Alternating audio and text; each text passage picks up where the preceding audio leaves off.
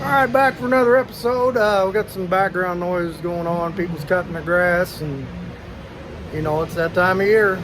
I just got done doing that myself. So anyway, we're working on some little stuff on the truck. Let's take a look at what we're doing.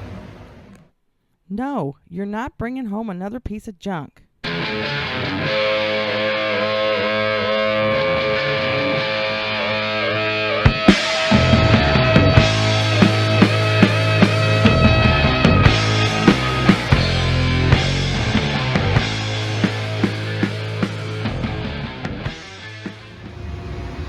Okay, so I have been putting my insulation on the inside of the doghouse here, and then we've got the sides off, so we've got it on the inside of this. And this is just some generic eBay heat slash sound insulation, sticky foam stuff. This is a 1/2 inch thick, and then I had some, it's like 3/8 or 1/4 inch thick left over. So between the two, I had enough to do it. So if you look in here, we're putting it on the inside of there. I got glue on there, drying. So even though this stuff is really sticky on the back, I like to use this stuff. You just kind of spray it on there, let it sit for 5 minutes, and then do your peel and stick. So I got my drive shaft back today. Isn't that a cute little drive shaft? 20 inches on that drive shaft is how much I ended up with back there. So we're going to pop this dude in there probably tomorrow, and we'll do a little promo for these guys. I've been getting drive shafts built by them for many years in Arnold, Missouri. They do a fantastic job, fair prices, great guys. Give them a call if you need it. So I'll tell you what, we're going to be putting the radiator back in, so I'm going to need trans cooler, and before long I'm going to need a shifter. So let's come look in these old junk boxes. So I got this trans cooler, which I believe came off of a Crown Vic police car, and I've got this one. I don't remember what this one came off of, so we'll use one of those. And then we're going to make some kind of shifter. Here, I got this thing. I think this is an old Jaguar shifter. Maybe this thing will work. That transmission was actually cable shifted on the van, so you had a cable going from the transmission up to the steering column shifter. So I'm thinking, you know, with it set back, the cable's not going to be as long, but I'm thinking maybe we can make it up here. So maybe we end up kind of doing a, I don't know, something like this. That's just a total guess right now.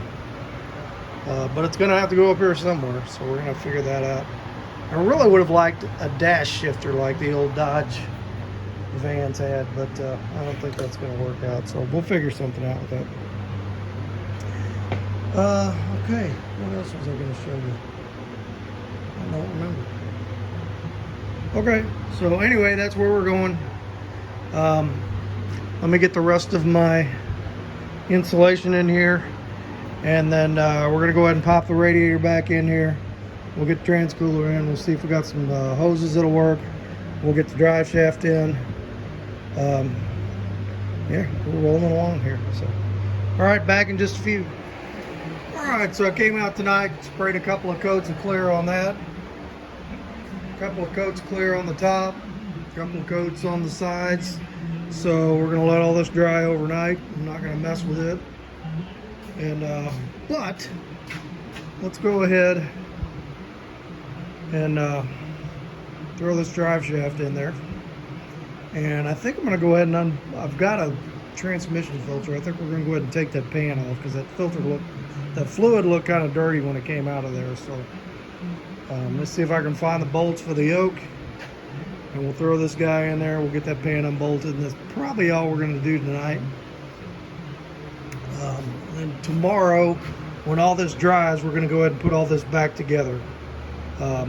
I'm probably not going to put the top on yet because I'm still working on the engine and stuff, but we'll get the we'll get the radiator in it.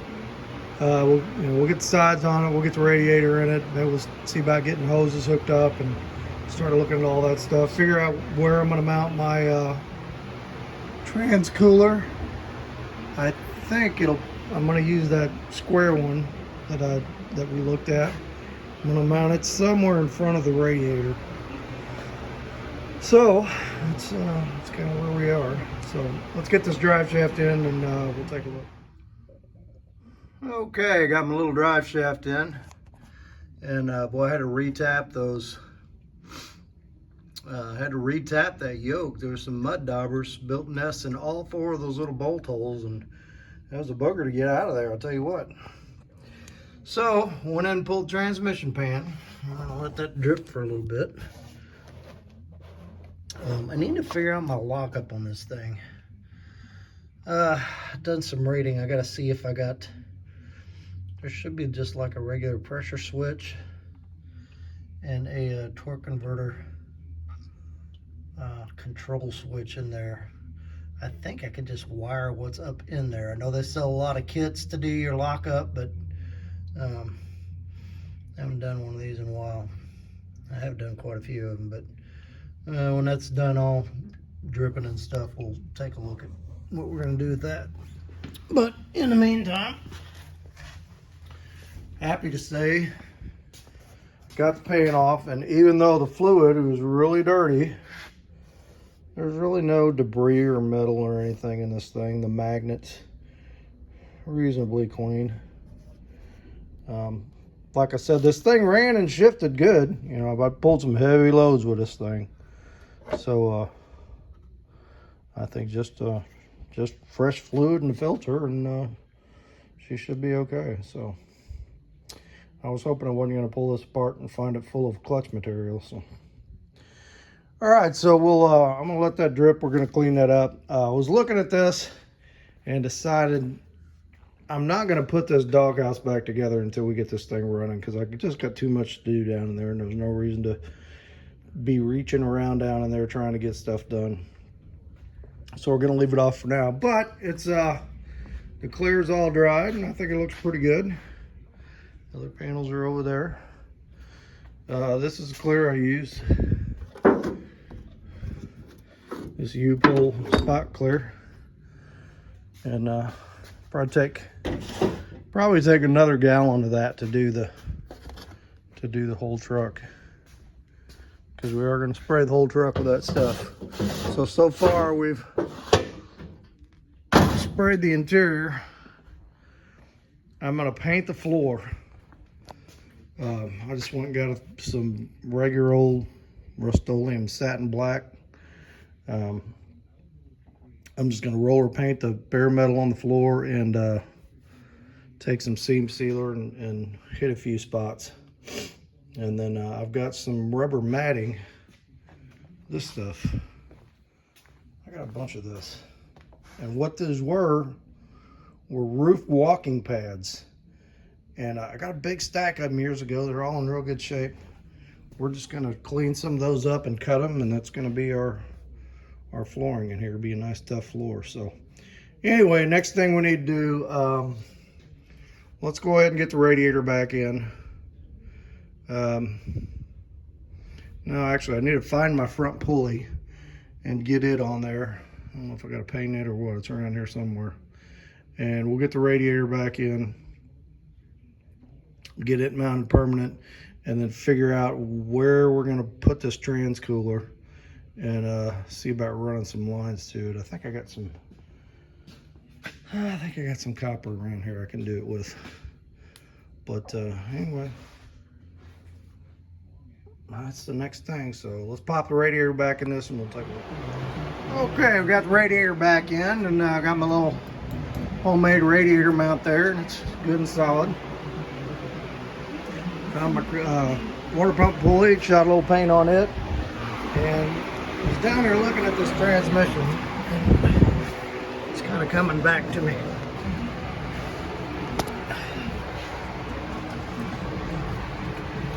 So I know this is your, you can see that, That's your torque converter control solenoid. And then back here is a pressure switch, and I think it has to be a one-wire pressure switch. Yeah, I'm gonna have to look that up for sure, but I'm pretty sure all we have to do is wire up a toggle switch, like a piloted toggle switch on the dash to tell me when it's in lockup, and wire it through the brake pedal so that when I hit the brake pedal, it disengages the lockup. You can also do an inline pressure switch that when you accelerate, you can disengage the lockup. So I'll read a little bit more about it, but I think all the wiring in here is going to work. So I can probably go ahead and put my filter and my pan back on, but I'm going to look it up before I do that for sure. But I think that's where we're at. Okay, so let me see if I can find a starter. Let's get a starter in this thing. Obviously we want a oil line hooked to that, or we'll have a heck of a mess. I still need to rebuild the carburetor before I can try to crank this thing. So we got a little ways to go, and we need to get my trans cooler hooked up. So we throw one of these rugs under the front of this thing, and let's see where that trans cooler is going to go and where we're going to run the lines. All right, we got all kinds of room under this thing. So I just need to put a trans cooler here, and so I got two choices I can do. The problem here's my steering link, so I can't be in the way of that. So I could probably mount this somewhere. Oh, look at this other one.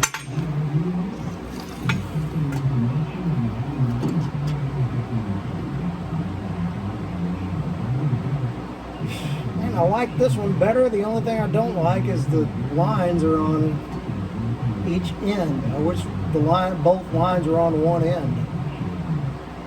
So I'd have to run a line all the way around the other side.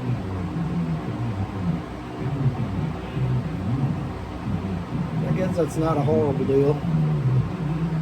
I'll tell you what, it looks easier. I'll tell you what, I can just screw that thing to the bottom of that.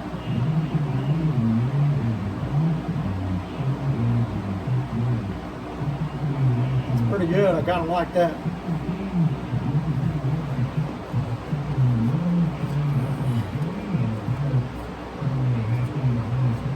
Get plenty of airflow through there.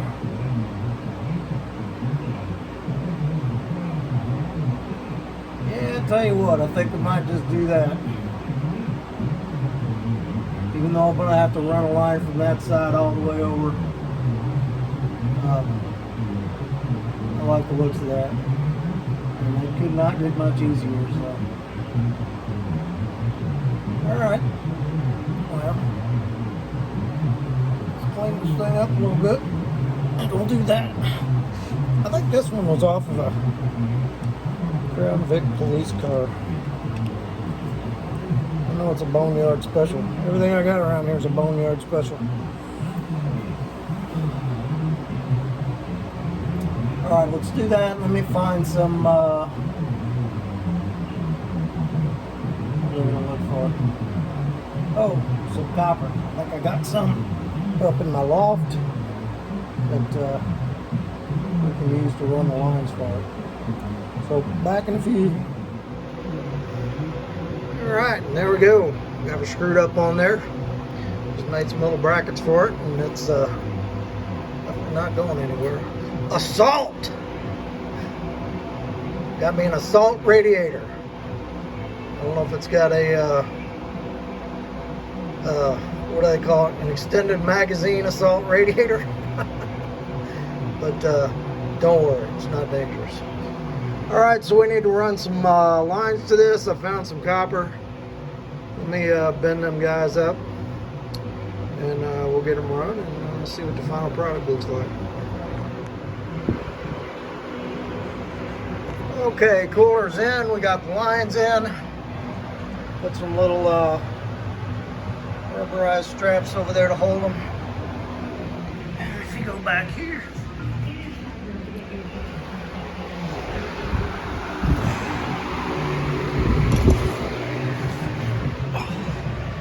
got them hooked up here. Got a little piece of rubber wrapped around there and zip tied to that, so nice and sturdy. I'm sure everybody knows this, but you do not want your transmission lines touching each other, because you've got hot fluid going one way to the cooler and cooler fluid coming back on the return side to cool your transmission off. So if these things are touching, you will be preheating the cooled fluid coming back to the transmission. I'm sure everybody knows that, but I thought I'd tell you anyway. Alright, so that looks good. I'm going to take a little break here and figure out what to do next. I need to get that pan back on. I did look up that wiring diagram, and I don't have to change anything in the transmission to make that lockup work.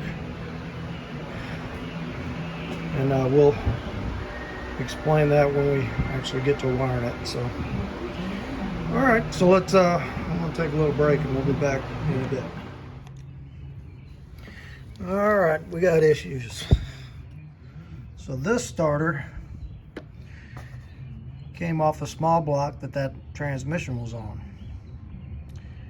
and it's got the staggered bolt holes. Well, the 6-cylinder block has the bolt holes across from each other, so I thought I'd use this starter. Well, this starter won't work because this is set in for the angle on this is different for the smaller flywheel, for the 153 tooth flywheel. So it hits down here before these guys ever line up to where they need to go. So I'm gonna have to find the starter for this flex plate that's got the 2 bolts across from each other, and I'm sure somebody makes one, probably a universal one, so I'm gonna have to hunt that up. So looks like we are not gonna be cranking this thing until I get that. Ugh, bummer. So there's plenty of other things to put together on here. Let's I think we'll go through and see if I can find some hoses to fit this thing in my collection of radiator hoses. So we'll get those on. There's plenty to do. So all right, let me do some thinking here, and we'll figure out where we're going next. All right, we got both hoses on, and I got my bypass hose on. I don't have a heater for this thing right now, so we're just gonna loop these heater hose fittings together. And by the time next winter comes around, we'll get some kind of underdash heater and get it in here. I'm not going to worry about it right now. So I did find a starter online. Should be here tomorrow. Pretty easy to find. And so probably not going to get this thing running this video, unfortunately. But let's go ahead and I think we might throw the shifter cable on this thing and just kind of get an idea where a shifter might go and how it might work. So let me get that on there. I'll show you how that works, and we'll take a look at that. Okay, transmission pan is back on there, and the shift cable is installed. So this is the shift cable that came off the van for the column shift, and pretty good stout piece, much more heavy duty than something you'd find in a aftermarket kit, I think. So let me show you how this thing runs.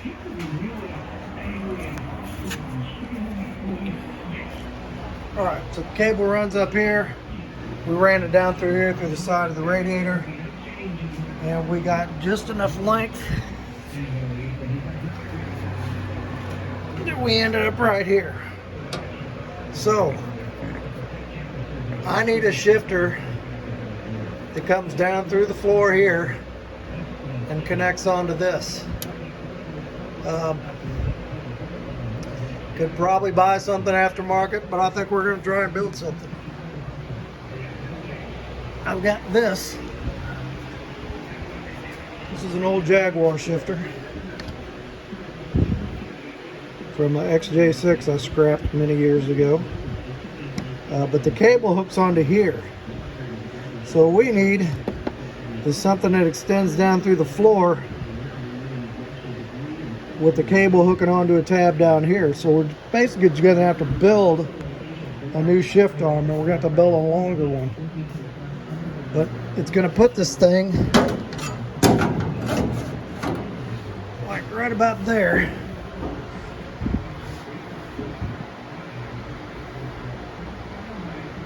So we'll probably put a different angle on it too, because I want to be able to sit in the seat. I want it high up here. So we're going to have to build a good long arm on it. And it can't hit the dash, and it can't hit the doghouse. So let's just start out simple. Let's pull this thing apart, see how this thing is made, and see what I have in the old scrap bucket, which I'm sure there's something. Maybe this whole piece of steering column. That's pretty good size. Or I've got some steel rod over here. That's a pretty good size. Maybe something like that.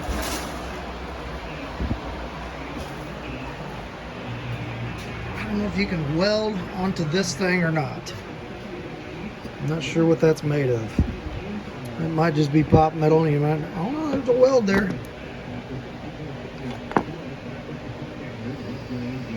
So, but ouch, bit me. Let's pull this arm off here, see how it's made, and see what we can do. I got some ideas. Okay, so I pulled the arm off of here and was able to weld this piece on the end. Now, I guess this is forged. I thought it was cast, but it welds really nice and is pretty strong. So that will get this lever down below the floor like I need it. That is actually a piece of an old windshield wiper arm from I don't know what is in my scrap bucket. But so since we can weld that in, we can weld this in. So we're going to go ahead and cut this off here and kind of fit. Well, I'll tell you what. First, we're going to have to cut a hole in the floor where this is going to come through. And I'm thinking somewhere in there. So let me check that and mark it. And then we are going to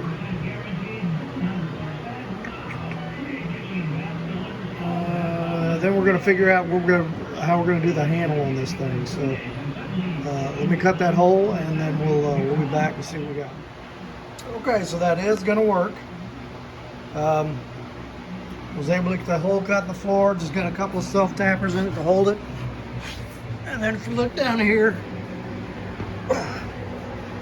there's the shifter sticking through the floor, and the cable will be able to connect to it. So that's going to work. Might have to clearance it a little bit up here, but no big deal. And I'm about to make a bracket to hold the cable, like right there. Probably pretty heavy duty bracket. And we'll end up attaching that to this. So let me now that I know this is going to work, let's go ahead and figure out where or how long we want to make that extension on that shifter, what we want to make it out of, and we'll figure out about that bracket and connecting the cable to the shifter and giving her a shot. So, all right, back in just a few. All right, so this bracket I got welded here came off of the steering column that this cable went to before, so we just snipped it and put it up here. Got that boot off of there. But let's see what we got here.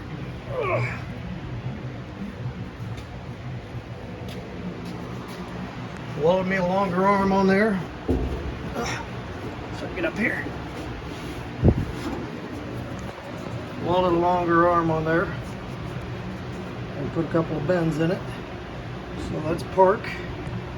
And we've got reverse, neutral, drive, first, second, third. Now, I can't get fourth because this was a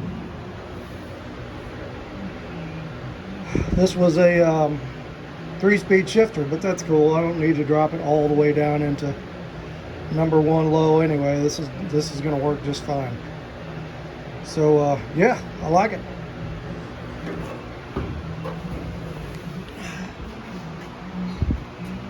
We'll make a cover for the bottom, a little square box, and I have to come up with some kind of shift knob. Something around here I can make into a shift knob. But that looks pretty good, and the price is certainly right. Okay, so I think that is probably where we're going to end this video. I ordered my starter. I got a belt coming. What else did I order? Something. Got something else coming, but unfortunately, I don't think we're going to get it running this video. I think the next one we probably will, which will be next week, probably next weekend. I've got some stuff going on in my real job this week that is just, the next 2 weeks is going to be brutal. Really, the whole month of May is going to be brutal. The third week is a little better, but first 2 weeks, I'm going to be working a lot of hours in the last week, so I don't know how much we're going to get done on this thing. But I'm glad we got a lot done today, and I'm just going to kind of have to pick at it a little bit. We got plenty to do yet. I got carb to rebuild. I got run all the brake lines. Still need to do that. There's a lot, but we got a lot done today, so I'm pretty happy with that. So let's go inside. We'll get a word from the Lord, and we will call it on this one. Morning, everybody. So thanks for coming along on the video today. Actually, over the last several days. So as I said, it's going to be a pretty rough go at my regular job for the next couple of weeks. We just got a lot going on, so I'm kind of filling a couple of roles, and the month of May is we're going to get hammered. So I don't know. I'm going to try to get a video out every weekend, but we'll see what happens. But on this one, I think we got a lot done, a lot of little things, and I'm feeling pretty good about it. And I'm hoping on the next one that we actually get to crank this thing over and see what it sounds like. Fingers crossed on that one. So, you know, in today's quasi-religious world that we live in, we can get into some pretty interesting discussions. One of the things I hear come up a lot when talking about faith is people saying, well, you know, that's just your interpretation. You know, the Bible is open to interpretation. You know, I don't personally believe that. I mean, there is, I guess there is some degree of interpretation, but, you know, they need to be checked by other portions of the Bible and by fellowshipping with our Christian brothers and sisters. You know, that's we don't sit in a room by ourselves and never talk to any other Christians and pick one little verse out and decide, well, I think that's what that means to me. You know, it just doesn't work that way.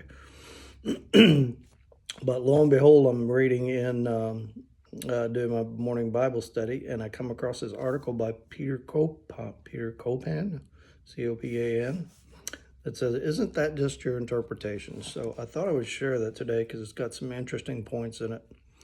So it says, few things are more frustrating than carefully presenting reasons for the meaning of a text, biblical or otherwise, only to be casually dismissed with, "That's just your interpretation." Whether scripture, history, literature, or politics is under scrutiny, we witness people reducing meaning to personal interpretation or perspective. Who hasn't heard the Friedrich Nietzsche's line, "There are no facts, only interpretations"? But isn't that statement presumed by the speaker to be a fact, not an interpretation? Many claim that conclusions about abortion are just interpretation or perspective, but they give the impression that if you disagree with them, you're wrong. Everything is a matter of interpretation, whether or not you agree with my statement. We only have two alternatives: triviality, which is it's all perspective, including mine, so why believe any of it, or incoherence. Everything is a matter of perspective except mine, making a person an exception to his own rule. So people appeal to interpretation because they don't like the other alternative. Interpretation is often a smokescreen for pursuing one's own agenda or autonomy. To better discern whether this is so, we can ask the person, "Do you mean that you don't like my interpretation? Or is it because you have good reason for disagreeing with my interpretation?" Other questions we can ask the people we're discussing this with is, can a perspective or an interpretation ever be correct? Are some things not a matter of perspective, such as a flat earth versus a round earth? How can you know that your interpretation and my interpretation are actually different? Even if we don't always get these things right, we can discern that some perspectives better approximate the truth than others. We generally trust the Wall Street Journal more than we trust the National Enquirer, even though good newspapers may be wrong at some points. The fact that we can recognize some interpretations are more plausible than others, and thus more likely true, indicate that not everything is a matter of interpretation. Therefore, we must be willing to give reasons for the most plausible position, which is why we delve into apologetics. After all, if everything is perspective, how can we distinguish between reasonable and wacky ideas? Despite our limitations, we still cannot escape objectivity. To deny its possibility is to affirm its actuality. Even the perspectivist believes that those disagreeing with them are objectively wrong, and we need to remember that. So, great article. I don't know if anybody out there gets in those discussions with other people regarding the Bible. I don't get into them a lot, but when I do, I want to be equipped, not to argue to be right, but I want to be equipped to be an instrument of the Lord, to be able to minister to those people. That's my job as a Christian. Not for my own ego or to increase my own intelligence or to be able to have great gotcha moments, but to make them think and to open their mind and to bring them to the possibility of coming to Christ. And that's what I hope to do. And that's what we should all hope to do when we're having those discussions. So hope you enjoyed that message for today. I really like that article. So let's have a word of prayer and we'll be done. Father, I thank you for today. And thank you for when we do get those opportunities to discuss Scripture and discuss you with other people. And we just ask that when those times come, that you would provide us with the words that we need, that you want that person to hear, that you would soften the hearts and the minds on the other end to receive those words, and that we would be obedient in all things when we're having those discussions. And we ask this in the name of your precious Son, Jesus. Amen. All right, hit like, hit subscribe. Saturday morning this week at Faith Baptist Church in Festus, Missouri on CC Highway, we're having our first, it's called Cars and Coffee. It's a Christian car club we're starting. everybody's welcome. 8 o'clock in the morning. Come on out, get some free coffee, bring your hot rod out. If you don't have a project rolling yet, like me, come on out anyway and check out the cars. You know, just have some good discussion and good fellowship, and we'll have a good time. So catch you on the next one.